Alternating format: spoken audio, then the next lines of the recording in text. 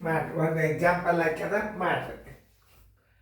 ತಿಳ್ಕೊಂಡು ಮಾಡ್ಬೇಕಿಂತ ಗಣಿತಗಳನ್ನು ನೋಡ್ರಿ. ಒಂದು ರೇಡಿಯೋವನ್ನು 4,000 ರೂಪಾಯಿಗೆ ಮಾರುವುದರಿಂದ ಶೇಕಡ 25 ಲಾಭವಾಯಿತು. ಒಟ್ಟು ಲಾಭ ಎಷ್ಟು? ಅವನಿಗಾದ ಒಟ್ಟು ಲಾಭ ಎಷ್ಟು?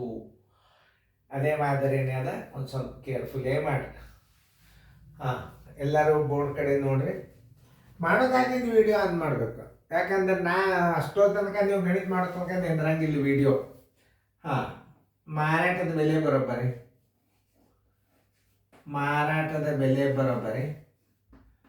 4,000 ರೂಪಾಯಿ. ಲಾಭ ಬರೋಬ್ಬರಿ ಶೇಕಡ 25.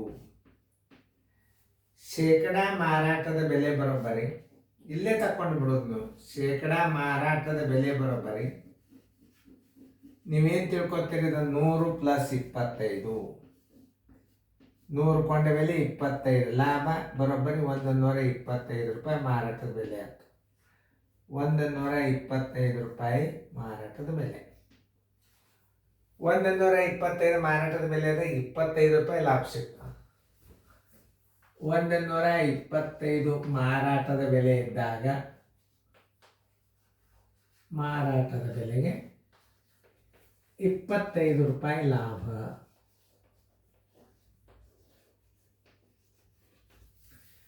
4,000 ರೂಪಾಯಿ ಮಾರಾಟದ ಬೆಲೆ ಇದ್ದಾಗ ಲಾಭ ಬರೋಬ್ಬರಿ ಎಷ್ಟು?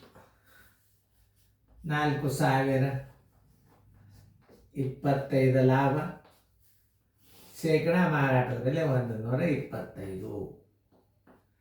25 ಒಂದಲೇ 25 ಐದಲೇ 5 ಒಂದಲೇ 5 ಎಂಟ್ಲೇ 40 2 0 ಬರೋಬ್ಬರಿ 800 ರೂಪಾಯಿ ಲಾಭ ಆಯ್ತು ಸರ್. 800 ರೂಪಾಯಿ ಲಾಭ. ಉತ್ತರ ಸಂಖ್ಯೆ ಎಲ್ಲದ ನೋಡ್ರಿ? ಬಿ. ಸರಿಯಾಗಿ ಅರ್ಥ ಮಾಡ್ಕೋಬೇಕು. ಗಣಿತಗಳನ್ನು ಅರ್ಥ ಮಾಡ್ಕೊಳ್ಳೋದ್ರಿಂದ ಗಣಿತ ಮಾತು ತಿಳಿತಾವ. ತಿಳಿತಲ್ಲ? ಚೆನ್ನಾಗಿ ಬಿಡಿಸ್ಕೊಡ್ರಿ.